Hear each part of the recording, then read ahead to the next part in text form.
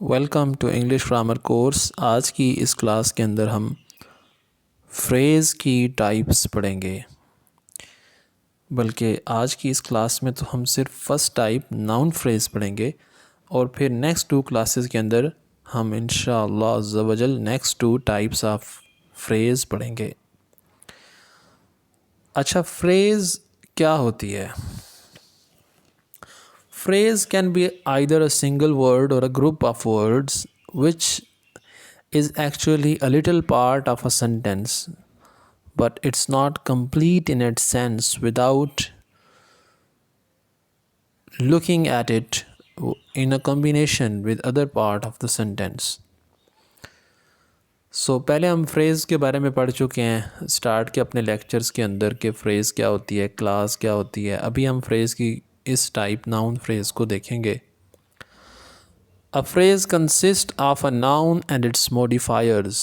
Noun phrase वो होती है जो एक अपने नाउन जो कि इसका हेड होता है और उसके साथ जो इसके कुछ मॉडिफायर्स होते हैं जो इसको मॉडिफाई कर रहे होते हैं, चाहे एडजेक्टिव हों चाहे डिटर्मिनर्स हों।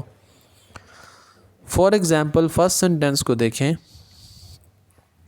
A beautiful boy was singing a song. इसमें सब्जेक्ट क्या है? अ ब्यूटीफुल बॉय एक नाम है चीज़ का जिसके बारे में प्रेडिकेट किया जा रहा है कि वाज सिंगिंग अ सॉन्ग। एक सॉन्ग गा रहा था, कौन? बॉय नहीं, अ ब्यूटीफुल बॉय एक खूबसूरत लड़का। इसमें बॉय एक नाउन है, अकेला था तो ये नाउन था, लाइक दैट। लेकिन सिंटेक्स के अंदर मॉडर्न एडवांस स्टडीज़ में तो ये अकेला भी नाउन फ्रेज होगा, but now we are focused on traditional grammar. Boy is a noun, इससे पहले एक मॉडिफायर लगा ब्यूटीफुल। कौन सा बॉय? खूबसूरत बॉय। ब्यूटीफुल जो है ये बॉय को मॉडिफाई कर रहा है कि कौन सा बॉय? Beautiful boy. इससे पहले आर्टिकल लगा, वो भी किसको मॉडिफाई कर रहा है? बॉय को। अ ब्यूटीफुल बॉय, एक ब्यूटीफुल बॉय जो था वो एक सॉन्ग गा रहा था, he was singing a song.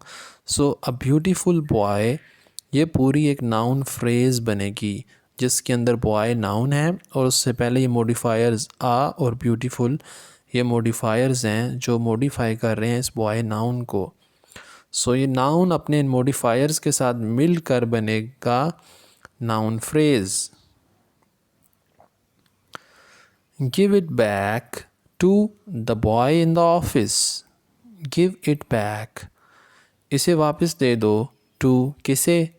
अब टू एक प्रेपोजिशन है और उस प्रेपोजिशन का ऑब्जेक्ट बन रहा है the boy in the office, वो लड़का जो ऑफिस में है।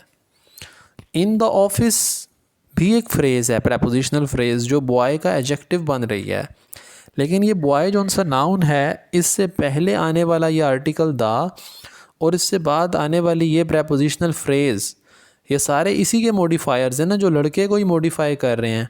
ऑफिस में जो लड़का है उसको वापस देना है। सो ये पूरा the boy in the office ये पूरी नाउन फ्रेज़ बनेगी जिसमें बॉय नाउन है और बाकी सारे इसके मॉडिफायर्स हैं। द प्री मॉडिफिकेशन और इन the office post modification of what?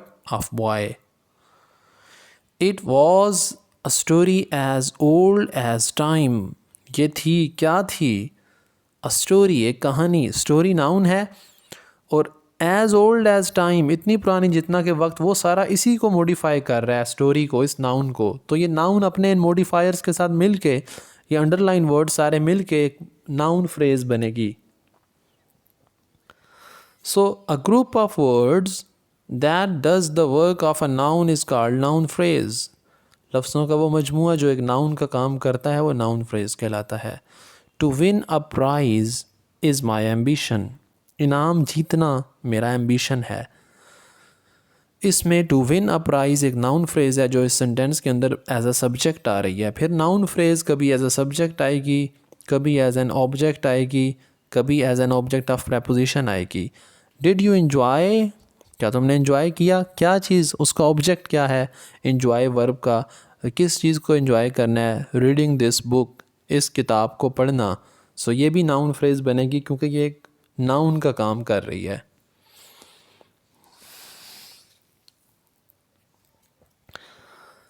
The boy wants something. अब इसमें समथिंग एक नाउन है जिसको लड़का चाहता है। ये चाहने वाले वांट वाले वर्ब का ऑब्जेक्ट बन रहा है समथिंग का वर्ड, ये एक नाउन है। लेकिन नीचे वाले सेंटेंस में देखें, the boy wants to go home. लड़का चाहता है टू गो होम, घर जाना। तो वांट वाला जोन सा वर्ब है उसका ऑब्जेक्ट है टू गो होम, जो कि एक नाउन फ्रेज़ बनेगी। नाउन फ्रेज़ क्यों बनेगी टू गो होम? क्योंकि ये वांट वाले वर्ब का ऑब्जेक्ट बन रही है टू गो होम। सो ये इन्फिनेटिव बनेगा और ये एक नाउन फ्रेज़, क्योंकि ये एक वांट वाले वर्ब का ऑब्जेक्ट बन रही है। अभी यहाँ पे कुछ सेंटेंसेस हैं जिनमें से आपने नाउन फ्रेजेस अंडरलाइन करनी है ताकि कॉन्सेप्ट मज़ीद क्लियर हो। प्रैक्टिस के लिए 2 सेंटेंसेस आपको मैं करवा दूंगा, बाकी सेंटेंसेस आप ख़ुद सॉल्व करेंगे। His father wish to speak to the head master. उसके फादर ने ये विश की कि किस चीज़ की विश? टू स्पीक, कि वो बोले टू द हेड मास्टर को। Wished to speak, to speak एक इन्फिनेटिव, सो नाउन फ्रेज़ बनेगी। टू द हेड मास्टर ये प्रेपोजिशनल फ्रेज़ बनेगी। लेकिन इस वक्त ट्रेडिशनल ग्रामर के तहत में भी we can say he dislikes, sentence number 4, he dislikes having to punish his servants. So to punish his servants is a noun phrase. Horses prefer living in dark stables. Horses prefer करते हैं किस चीज़ को? Living in dark stables.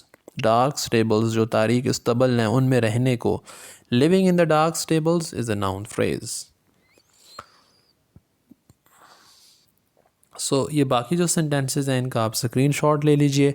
ये exercise solve करेंगे तो आपकी काफ़ी practice होगी। इसका होमवर्क आप ग्रुप में भी सेंड कर सकते हैं व्हाट्सएप ग्रुप पर, और नीचे कमेंट सेक्शन के अंदर भी आप कमेंट करके आंसर अपने रिप्लाई कर सकते हैं कि इन सेंटेंस नंबर लिखें और फिर लिखें कि इसमें कौन से वर्ड्स जो हैं वो मिलकर नाउन फ्रेज़ बनाते हैं। Here are 15 sentences for you to solve now. Thanks for watching.